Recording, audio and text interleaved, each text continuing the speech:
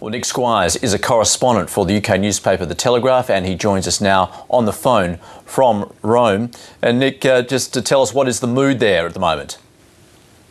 Well, yes, as you say, extraordinary scenes out in the piazza outside the presidential palace here in central Rome. The news filtered out not long ago that Mr. Berlusconi had finally tendered his resignation, and there was a crowd of, I would say, about 5,000 people who erupted into applause, and some people cracked open bottles of sparkling wine.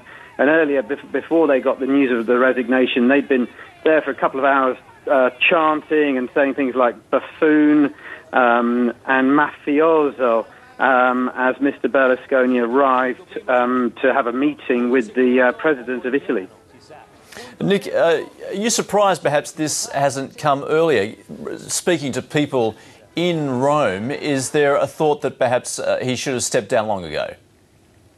Oh yeah, definitely. I mean, I think he's the cat with 9 lives. Lots of Italians I've spoken to have said to me, you know, had he done the things that he's done here, he would have had to resign in any other country within a matter of weeks or months, possibly days.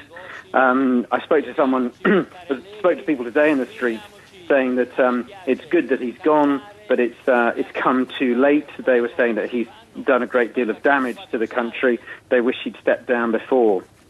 And is there a sense that perhaps the change of leadership will open a new chapter? Obviously, the debt issue there is huge. Can a change of leadership change the direction?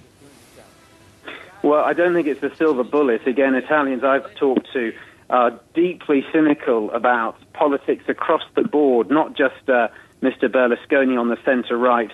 They're cynical about politicians on the other side of politics too. What we're looking at now as a replacement for Berlusconi is a technical emergency government led by, as you say, this former European Commissioner, an economist called Mario Monti.